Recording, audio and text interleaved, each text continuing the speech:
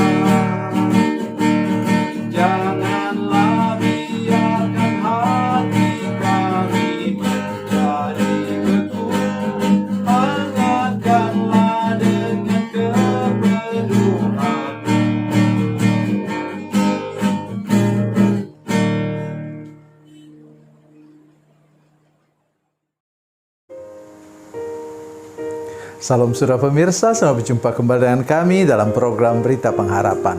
Saudara pemirsa, hari ini saya ingin menggambarkan bagi kita semua betapa banyaknya perbuatan Tuhan yang nanti sebentar diungkapkan dalam firman Tuhan ini. Dan sebenarnya itu melukiskan kita saja yang tidak sadar. Ya, saya sekarang sudah berumur 71 tahun. Saya saja yang kurang sadar bahwa begitu banyak hal yang diperbuat oleh Yesus dalam kehidupan saya. Ya, sejak saya dalam kandungan ibu sampai sekarang terlalu banyak, tidak mungkin dituliskan. Itulah yang akan kita dengar sebentar. Mari kita berdoa sebelum kita lebih jauh mendengarkan firman Tuhan ini. Bapa, dalam nama Yesus, terima kasih untuk firman Tuhan yang ajaib dan luar biasa yang kami dengar sebentar. Kami berdoa, Tuhan tolong kami dengan kuasa Roh Kudus, supaya kami menangkap benar-benar maksud firman Tuhan yang kami dengarkan. Terima kasih Tuhan, terpujilah nama-Mu. Dalam nama Yesus kami berdoa dan bersyukur. Haleluya. Amin.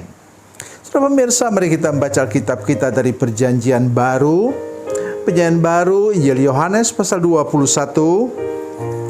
Yohanes pasal 21 ayat 25. Demikian bunyi firman Tuhan. Masih banyak hal-hal lain lagi yang diperbuat oleh Yesus.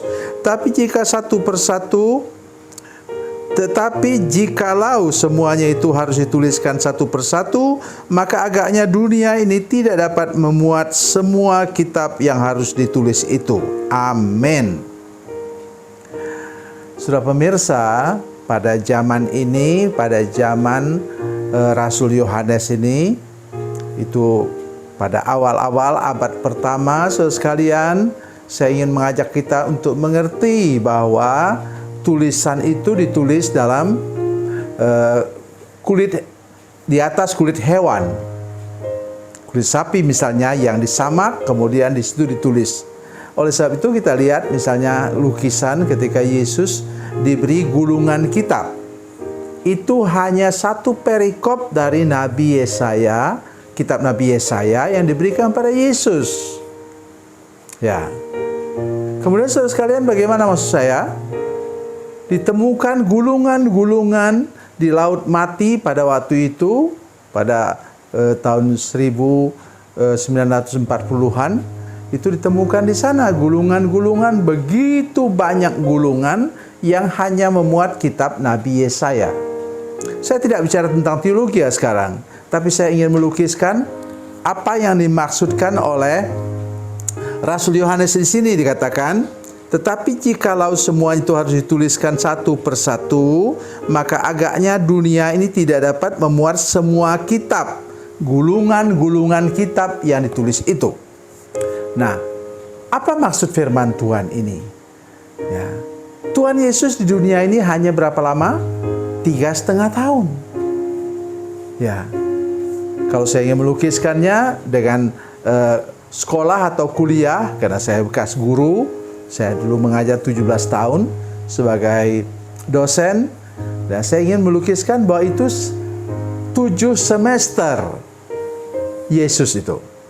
Tapi saya melihat misalnya, apa yang dia buat itu ditulis hanya sebagian kecil saja. Yang penting-penting saja. Apalagi Rasul Yohanes kita tahu dia menulis pada mengisi, karena dia menulis tahun 100 Masehi. Ya, dia menulis mengisi apa yang belum diisi oleh para murid lain atau Lukas, ya, Dr. Lukas, Matius, Markus, Lukas. Itulah sebab kita tidak menemukan dalam kitab lain, saudara sekalian, kita tidak menemukan misalnya Yohanes pasal 2, Yesus mengubah air sumur menjadi anggur. Nah, sekarang saya ingin mengajak kita untuk melihat kepada arti firman Tuhan itu hidup kita. Coba sudah bayangkan, saya misalnya, hidup saya ini luar biasa, saudara sekalian. Saya mau lari kemanapun, saya tidak bisa lari daripada panggilan Tuhan. Saya ingat waktu saya tamat SMP, dibuka lowongan untuk menjadi tentara. Itu angkatan laut waktu itu. Saya senang sekali, kemudian saya mencoba mau melamar. Waktu saya pulang memberitahu ibu saya, karena diberitahukan bahwa orang tua harus memberikan rekomendasi. Ibu saya nangis. Saya kaget. Loh, kenapa nangis? Dia bilang, kamu sudah diserahkan kepada Tuhan, bahkan nama kamu sudah dituliskan oleh seorang misionari dari Worldwide Evangelization Crusade dari Australia, dari Tasmania. Itu namanya ibu, dia tidak menikah, karena itu sebut dia Nona Isabel Stevenson. Kaget saya, baru saya tahu kalau ternyata nama saya pun sudah dituliskan sebelum saya lahir. Coba sudah bayangkan, saya bisa lahir dalam keadaan hidup, itu anugerah Tuhan. Coba tuliskan semua itu, apa yang tiap hari terjadi. Saya karena ada masalah di perbatasan pada waktu itu, saya harus berhenti sekolah. Waktu SD 1 kali, waktu SMP 1 kali. Ya. Tapi masih bisa terus sekolah sampai kuliah, sampai kemudian menjadi hamba Tuhan sampai sekarang. Memang terlalu banyak apa yang harus dituliskan. Oleh sebab itu saya mengajak kita semua hari ini, semua pemirsa, bila kita mau menghitung, seperti lagu dituliskan, hitung berkatnya satu persatu, itu terlalu banyak jumlahnya. Oleh sebab itu kita harus banyak-banyak bersyukur kepada Tuhan. betapa Tuhan luar biasa, betapa Tuhan itu ajaib dan tidak terbayangkan, saudara sekalian. Ya, bisa kita katakan bahwa satu rumah ini tidak bisa memuat perpustakaan kalau kita mau tuliskan satu persatu daripada pengalaman-pengalaman kita dalam hidup anugerah Tuhan, hidup kita yang dipelihara oleh Tuhan, dijaga oleh Tuhan, dilindungi oleh Tuhan, bahkan dari bahaya maut sekalipun. Maka kita harusnya apa? Bersyukur. Bersyukur, bersyukur, bersyukurlah. Bersyukur untuk segala anugerah dan keajaiban Tuhan yang Tuhan berikan kepada kita. Itu yang saya ingin sampaikan kepada kita hari ini. Dan saya percaya bahwa Tuhan mau memberkati kita semua. Tuhan Yesus memberkati, Tuhan Yesus baik. Mari kita berdoa. Bapa, dalam nama Yesus, terima kasih untuk kasih dan anugerah Tuhan yang Kau berikan kepada kami pada hari ini. Kami percaya bahwa Tuhan menolong kami, mengingat kembali begitu banyak berkat, begitu banyak mujizat yang Tuhan berikan kepada kami seumur hidup kami sampai sekarang. Oleh sebab itu kami mau bersyukur terus menerus kepada Tuhan dengan sukacita bahwa betapa Tuhan sudah memelihara hidup kami sampai hari ini. Dalam nama Yesus kami berdoa. Haleluya. Amin.